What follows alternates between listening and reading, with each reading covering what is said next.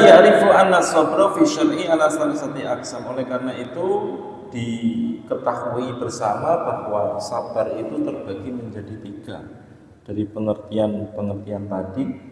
Yang pertama al-awwal adalah sabrun, yaitu sabar. Adapun sabar yang pertama ala taatillah, di dalam menaati Allah Subhanahu wa taala, bimtisalil awamir, dengan cara melaksanakan segala apa yang diperintahkan oleh Allah. Jadi ketaatan kepada Allah itu butuh kesabaran. Sebagaimana kita ketika melaksanakan ketaatan berupa sholat berjamaah itu kadang membutuhkan kesabaran. Sabar lagi jika ternyata imamnya membaca bacaan yang panjang, ya, sabar. Allati kalafna biha, yang kemudian ya perintah tadi itu dibebankan kepada kita, ya, dengan perintah tadi namanya mukallaf, ya. Mukallaf itu artinya terbebani dengan syariat. Orang yang terbebani dengan syariat namanya mukallaf. Jadi hukum itu ada 2, ada hukmu taklif dan hukmul wad'i. Ya. Pernah mendengar ini, Pak? Hukmu taklifi dan hukmu wad'i. Hukum taklif dan hukum wad'i. Ya. Hukum taklif itu ada 5, ada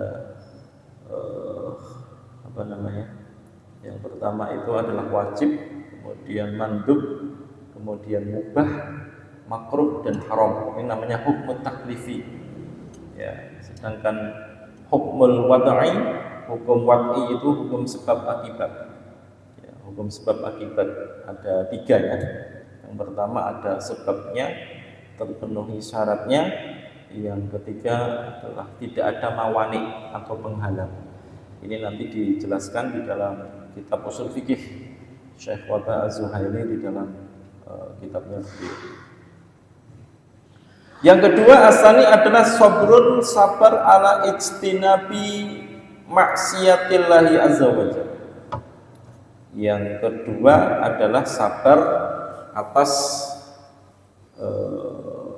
menjauhkan diri dari segala bentuk maksiat kepada Allah Subhanahu wa taala.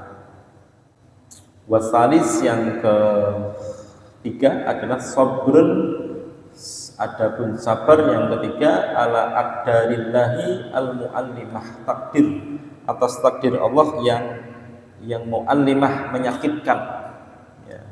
Ada takdir yang kadang menjadikan kita itu sakit, ya, menjadikan kita itu tidak merasa tidak nyaman, ya.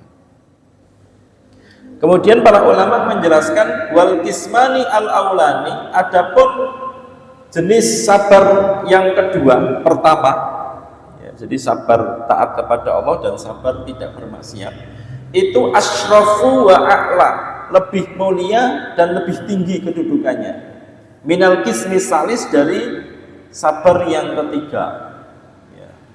Alladzi la ya'rifu aktsarun nasi ghairahu, yang kebanyakan manusia itu tidak mengetahui. Jadi banyak orang yang ketika tertimpa musibah itu nyebutnya sabar, ya, sabar, ini musibah, ini sabar. Padahal kedudukan sabar ini, Bapak Ibu hadirin, itu kedudukan yang paling rendah, ya. Sabar menerima takdir Allah Subhanahu wa taala, itu kedudukannya paling bawah.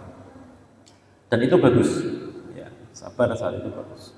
Wa dzalika anna sabra, oleh karena itu sesungguhnya sabar fil kismaini al aulaini ikhtiyari, ya.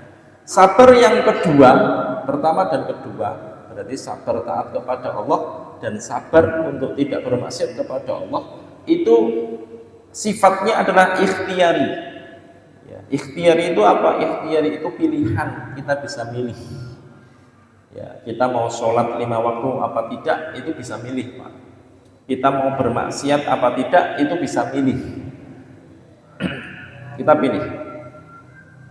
Ai biimkanil insani ayyasbira fayaf'alu ta'ah wa yajtanibul maksiyah.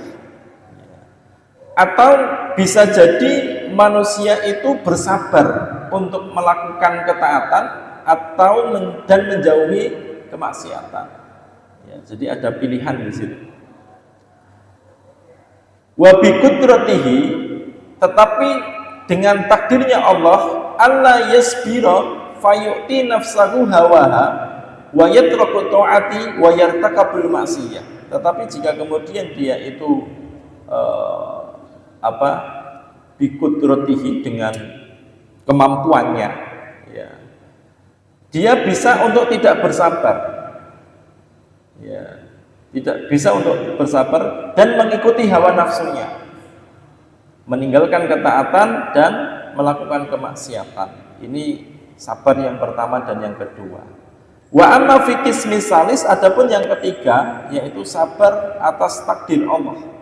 Fa innal qadra nafidun la mahallata sabrun aw lam yasbir illa annahu in sabara ujira wa qadarallahu nafidun wa in sakhita asama wa qadarallahu nafidun.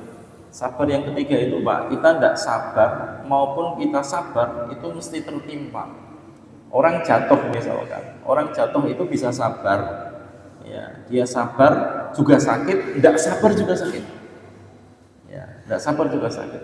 Jadi kedudukan sabarnya Nabi Yusuf alaihissalam misalkan saat kemudian dia itu dimasukkan ke dalam sumur, dengan sabarnya dia untuk tidak berzina dengan Zulaiha Imra'atul Aziz, dengan seorang wanita yang cantik, punya kedudukan yang tinggi, ada kesempatan untuk bermaksiat dan tidak ada CCTV pada zaman itu, tidak ada orang yang tahu, artinya itu sabar yang seperti itu untuk tidak bermaksiat itu kedudukannya lebih tinggi daripada sabarnya ketika Nabi Yusuf alaihissalam dimasukkan ke dalam sumur, ya, dimasukkan ke dalam sumur, beliau sabar begitu, itu tidak lebih tinggi dibandingkan sabarnya saat beliau diberikan pilihan mau berzina atau meninggalkan perzinahan.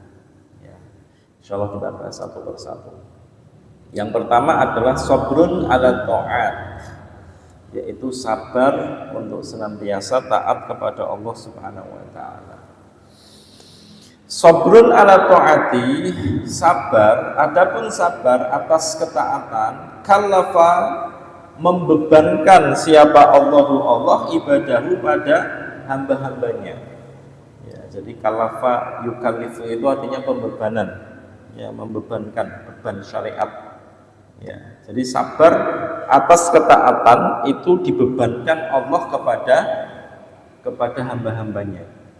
Wa ma'lumun anna taklifa, dan diketahui sesungguhnya taklif atau pembebanan syariat la yakhlu minal masyaqqah, tidak akan melampaui batas kesulitan. Ya, ada masyaqqah. Salat malam itu, Pak, itu termasuk ada masyaqqah. Ya, masyaqqah itu kesulitan. Kenapa? Karena harus bangun malam, bangunnya jam 3 atau jam setengah 4 menjelang subuh. Dan itu sebagian dari kita itu berat, ada masyaqqah, tapi bisa dilakukan. Jihad fisabilillah itu ada masyaqqah. Orang yang berjihad itu berat, dia harus mengorbankan jiwa, raga dan hartanya untuk melakukan jihad fisabilillah. Tetapi bisa dilaksanakan, ya, bisa terpenuhi, bisa dilakukan oleh orang-orang beriman. Ya. Khosatan indal mudawamati ala ta'ati wal muhafadzatu 'alaiha. Ya. Khususnya masyaqqah yang kemudian di satu ada al-mudawamah, sifatnya terus menerus. Ya, sifatnya terus menerus. Untuk taat kepada Allah dan menjaganya. Ya. Sesuatu yang diperintahkan oleh Allah terus menerus, di situ juga ada masyaqqah, kesulitan, dan disuruh menjaga. Contohnya apa? Sholat 5 waktu. Ya, sholat 5 waktu. itu bagi sebagian besar kaum muslimin itu agak berat. Ya. Maka mungkin Bapak Ibu hadirin butuh melihat penelitian. Saya nggak tahu sudah ada yang meneliti atau belum ya. Kalau di seluruh Indonesia itu sudah ada, baik yang sholat 5 waktu secara rutin berjamaah ataupun baca Quran, ya tilawatul Quran. Kalau di Batang saya nggak tahu. Mungkin nanti kita butuh meneliti, ya mengadakan penelitian berapa persen kaum muslimin di Kabupaten Batang ini yang sholat 5 waktu. Ya, pernah meneliti belum Pak? Belum ya. Pernah ada penelitian belum? Belum ada sepertinya. Nah ini butuh Pak datanya Pak. Berapa persen penduduk di Kabupaten Batang ini yang sholat 5 waktu? Ya, yang sholat 5 waktu, baik sendiri-sendiri maupun berjamaah.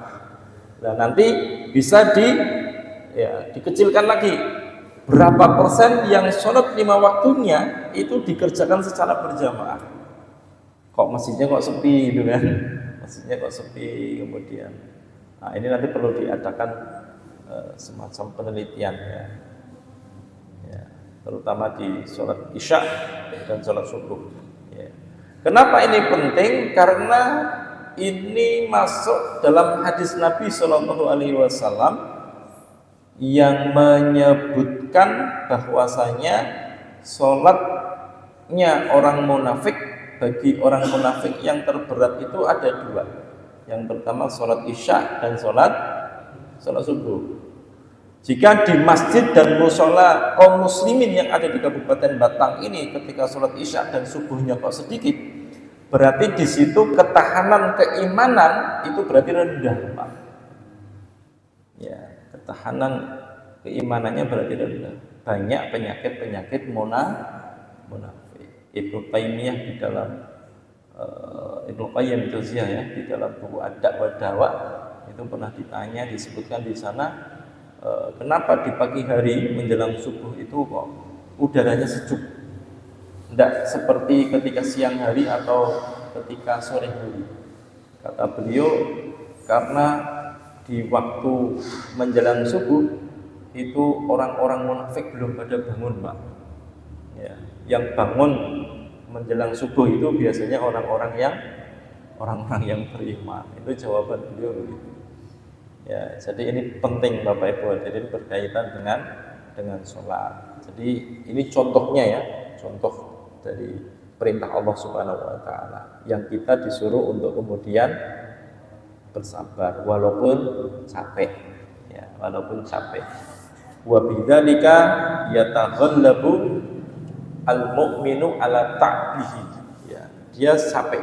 Wa yasbiru alaihi, tetapi bisa sabar atas kecapean tadi. Karena banyak sesuatu Pak yang capek tapi membuat hati kita itu lebih tenang, mutmain. Ya. Padahal orang yang bermaksiat itu capek Pak sebenarnya. Orang maksiat itu capek dan keluar uang banyak. Ya, keluar uang banyak. Kalau orang taat kepada Allah, keluar uangnya tidak begitu banyak. Ya. Orang bermaksiat kepada Allah itu Pak, itu mengeluarkan dana yang tidak sedikit banyak. Contoh misalkan untuk mengkonsumsi khamr itu 1 botol berapa Pak sekarang? Saya yakin nggak ada yang tahu. Nggak pernah beli Pak ya. Apalagi update harga kan nggak pernah Pak. Khamr itu berapa 1 botolnya? Untuk mendapatkan 1 botol bermaksiat kepada Allah itu lebih mahal ya, dibandingkan taat kepada Allah. Kalau kita taat kepada Allah gampang ya. Berapa kita berinfak? 2.000 rupiah udah taat Pak. Murah enggak? Murah ya, 2.000 rupiah. Atau mungkin bahkan bisa lebih ringan ya, lebih rendah lagi daripada itu. Jadi begitu. Jadi maksiat lebih mahal. Capek enggak? Capek ya. Kita ibadah capek enggak? Capek Pak ya, capek. Tapi capeknya orang beribadah itu Pak, itu membuat hatinya tenang. Bangun malam itu susah Pak. Bangun malam itu berat, tetapi tidak semua yang berat itu kemudian tidak mengenakan. Kadang justru malah menenteramkan. Membaca Quran itu rasanya pedes, matanya pedes, suaranya esek dan tidak karuan. Tetapi itulah kemudian yang membersihkan hati kita dari karat-karat kotoran kesombongan, sum'ah, ya, ujub dan lain sebagainya. Tilawatul Quran. Jadi kadang begitu. Tidak semua yang tidak nyaman itu mendatangkan keburukan. Kadang malah justru yang capek, yang kemudian tidak nyaman, ya itu malah justru mendatangkan ketenangan. Itu kapan? Saat kemudian kita lakukan di dalam ketaatan kepada Allah Subhanahu wa taala. Makanya Allah Subhanahu wa taala mengatakan fa'budhu, ya, maka sembahlah Allah, wastabir, dan tetaplah bersabar li ibadatihi, untuk beribadah kepadanya. Ya, jadi di dalam Al-Qur'an Allah menyebutkan fa'budhu wastabir li ibadatihi. Ya, kita disuruh menyembah Allah, beribadah kepada Allah, disuruh bersabar di dalam masalah ibadah tadi. Ya, ngaji pun harus sabar. Ya, ngajinya harus sabar. Kadang nuntut ilmu itu berat, Pak. Ya, makanya orang nuntut ilmu itu diberikan oleh Allah dengan jalan kemudahan menuju surga. Iming-imingnya kan begitu, man salaka thoriqan yaltamisu fihi ilman sahalallahu lahu thoriqan ilal jannah. Orang yang menuntut ilmu, melangkahkan kakinya menuntut ilmu, itu berat. Makanya iming-imingnya Rasulullah itu dimudahkan di dalam menuju surganya Allah Subhanahu wa taala.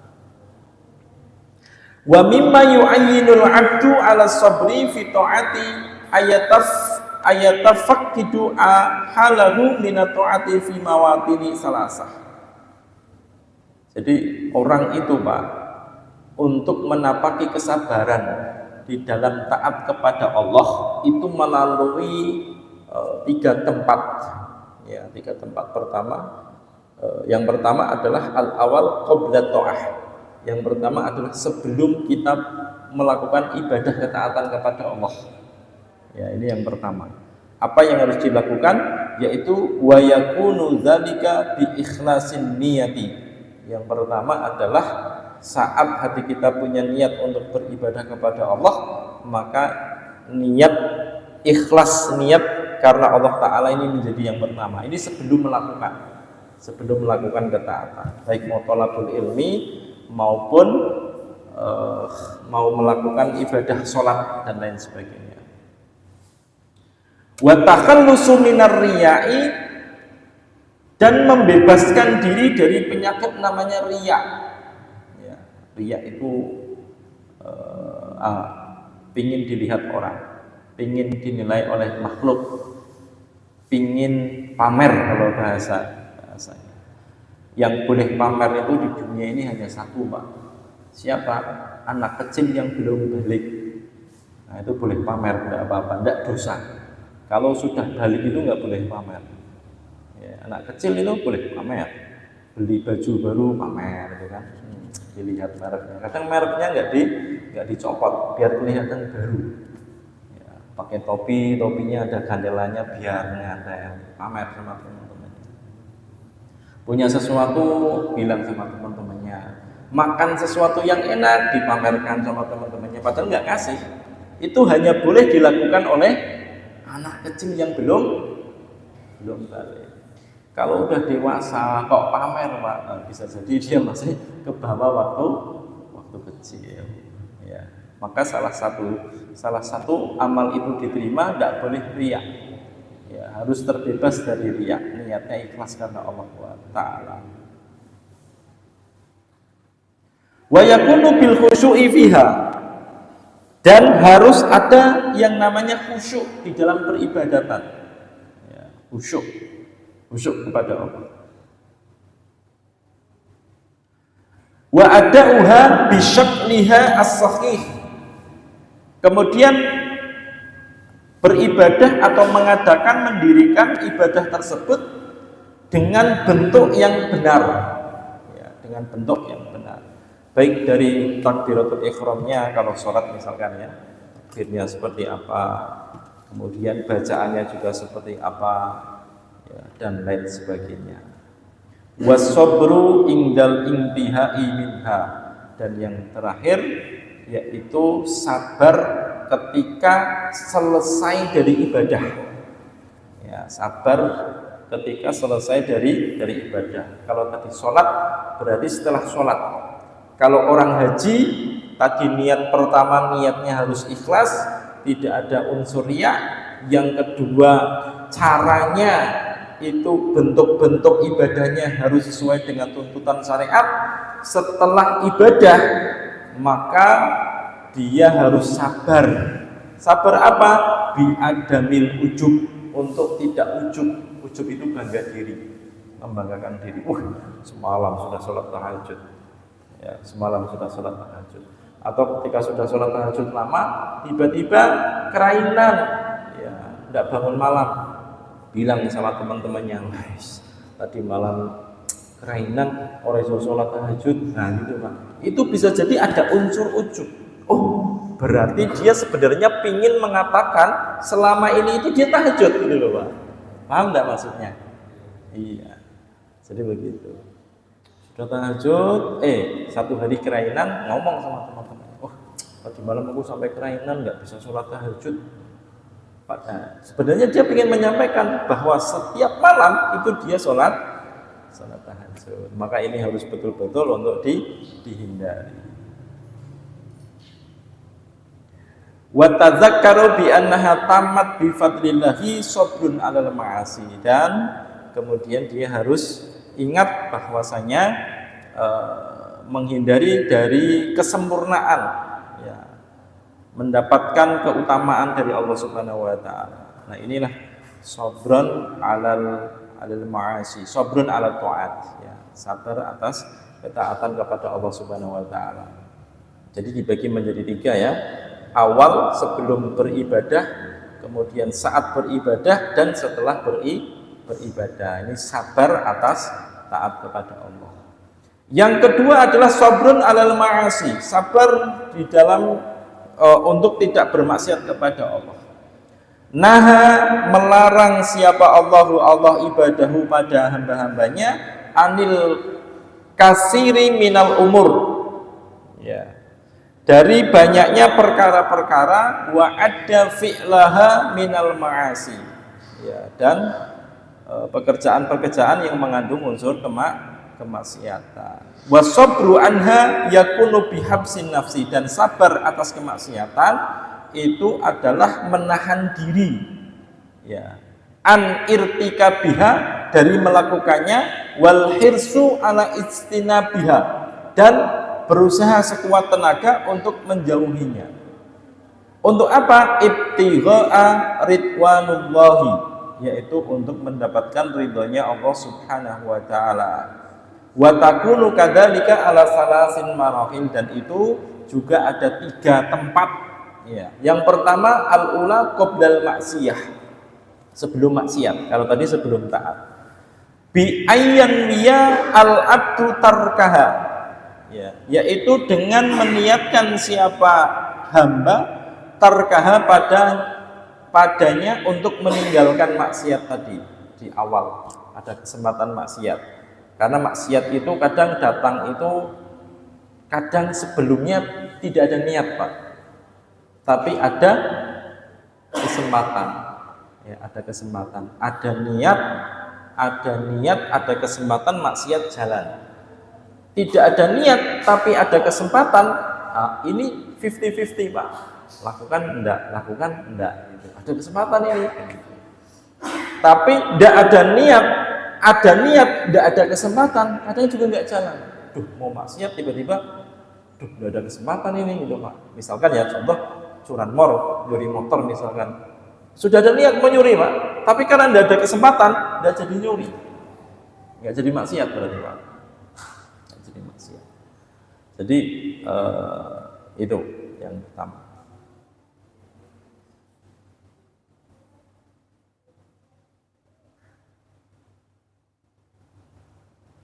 Yang kedua adalah dengan cara menjauhi maksiat tadi, ya, dari kesempatan-kesempatan tadi juga segera dihindari, ya, dengan dengan mengharapkan ridhonya Allah Subhanahu wa taala. Dan yang terakhir wantihaan bi adamil ujub bitarkiha, yaitu setelah selesai terbebas dari kemaksiatan tadi, nggak jadi maksiat, maka dia harus terbebas dari ujub dengan meninggalkannya. Ya. Alhamdulillah tadi saya nggak jadi maksiat misalkan. Ujub bangga diri itu dihindari. Ini sabar untuk tidak bermaksiat kepada Allah Subhanahu wa taala. Yang ketiga adalah sabrun alal ibtilaat, sabar menghadapi cobaan atau ujian yang Allah berikan, ya. Sabrun, adapun sabar alal imtilaati, atas ujian menghadapi cobaan, ayyam na'al hingga terhalang siapa al insanu manusia nafsahu dirinya minal juz'i indahu ilmu makdur, ya, dari bagian-bagian yang telah ditakdirkan. Qad yabtaliyallahu al-insana bil maradi. Contohnya jika Allah Subhanahu wa taala memberikan ujian dengan sakit, awil faqri atau dengan kefakiran, au ghariha atau selain darinya, minal ibtilaati dari cobaan atau ujian, alati qad ya'jizu, yang kemudian dia tidak mampu andaf'iha, untuk menghindarkannya an nafsihi, daripadanya. Jadi ujian itu kadang, cobaan itu kita tidak diberikan pilihan atau kemampuan untuk menghindar, ya, walaupun kadang sudah berusaha, ya, tetapi ini kita harus ridho, ya, harus merasa ridho dan tidak boleh merasa tidak ridho.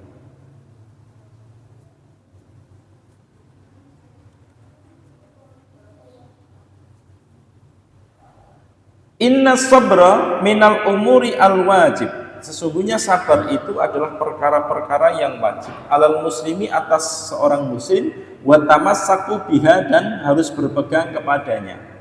Wa fi martabatin a'la minas sabri yaqa'u ridha bima qismuhullah, ya, bima qasamahullahu, wal farqu bainahuma anna man yardha bil qada'i la yajidu fi nafsihi aliman au dhayiqan mimma hasala lahu. Jadi sabar itu ada maratibnya atau ada tingkatan-tingkatannya, dan tingkatan yang tertinggi itu adalah sabar yang kedua, untuk tidak bermaksiat kepada Allah Subhanahu wa taala. Kenapa kok sabar untuk tidak bermaksiat kepada Allah itu lebih tinggi dibandingkan dengan sabar yang lain? Karena dia punya ikhtiari, pilihan, ya, pilihan. Kalau sabar di dalam ketaatan itu sudah membuat ketenangan, Pak. Jadi orang berbuat taat itu ketenangan. Tapi sabar untuk bermaksiat ini itu nanti akan menimbulkan kegelisahan, ya, menimbulkan kegelisahan. Jadi orang yang sabar di dalam untuk meninggalkan kemaksiatan itu lebih utama dibandingkan dengan sabar-sabar yang lain, ya, sebagaimana disebutkan beberapa hal yang tadi.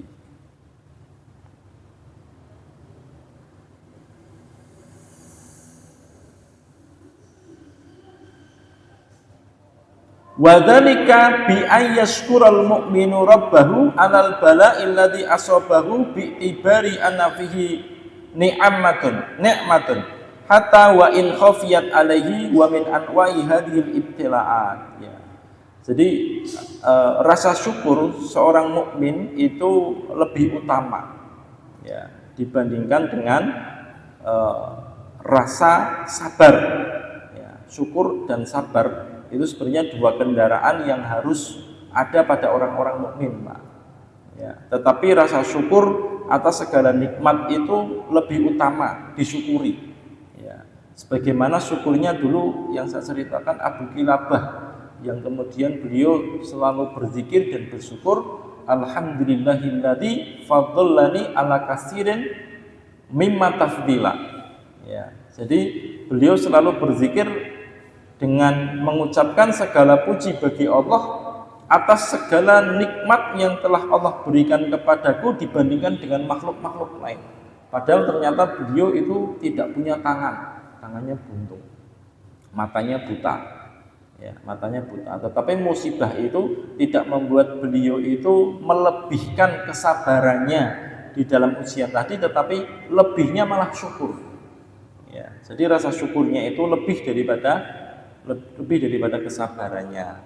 Inilah sabar menghadapi segala ujian dan cobaan. Jadi tetap bersyukur. Kan banyak orang yang kena musibah tapi tetap bersyukur, Pak. Ya. Contoh misalkan sandalnya hilang misalkan. Ya, sandalnya hilang, oh alhamdulillah yang hilang sandalnya bukan kakinya, gitu kan. Nah, itu salah satu orang kena musibah tapi tetap bisa bersyukur. Ya, untuk beberapa contoh. Yang terpenting dari sabar adalah innamas sabru inda sadamatil ula. Sabar itu selalu ada di depan. Ya, di depan di pukulan pertama. Sebagaimana hadis riwayat Imam Bukhari dan Muslim dari Anas bin Malik, marran nabiyyu marra melewati siapa Nabi sallallahu alaihi wasallam bimra'atin, melewati seorang wanita tabki, menangis siapa wanita tadi inda qabrin, ya, di sisi kubur, di sisi makam, sedang nangis Pak wanita tadi. Kira-kira nangisi siapa Pak? Nangisi siapa? Nangisi suaminya yang baru meninggal dunia. Dia nangis itu Pak. Kemudian Rasulullah lewat di situ dan bersabda, ittaqillaha wasbiri, bertakwalah kepada Allah dan bersabar. Qalat, wanita tadi kemudian berkata, ilaika anni fa innaka lam tusib bi musibati. Ya, kamu ini orang kerasa kayak aku, gitu Pak. Kan pernah ya ketika orang dinasihati, Pak sabar, orang rasakan, orang ngerti di rasanya yang ini kan biasanya banyak orang begitu Pak. Nah, wanita ini sama. Ya, wanita sing ngomong aku orang ngerasa kayak, gampang menasihati kayak, sing ngerasa kayak susah. Gitu. Walam ta'rifhu, dan wanita tadi tidak tahu kalau itu Nabi. Fakilalaha, dikatakan kepada wanita tadi, innahun nabiyyu sallallahu alaihi wasallam.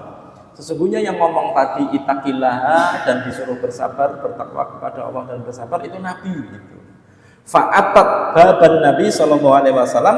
Kemudian wanita tadi karena nggak tahu Nabi, datangi Pak kepada rumahnya Nabi, dan falam tajid indahu biwabaini. Ya, faqalat, maka wanita tadi mengatakan kepada Nabi, lam a'rifka, aku tidak tahu kalau itu kamu ya Rasulullah. Nek ngerti gue kamu, aku tidak akan jawab begitu. Gitu. Apa kata Rasulullah? Innamas sabru inda sudmatil ula. Sesungguhnya kesabaran itu pada di pukulan yang pertama. Jadi ketika dipukul pertama Pak, kena musibah jedet begitu Pak. Jangan misuh-misuh dulu Pak. Misuh-misuh dulu, habis itu sabar. Bukan yang seperti itu.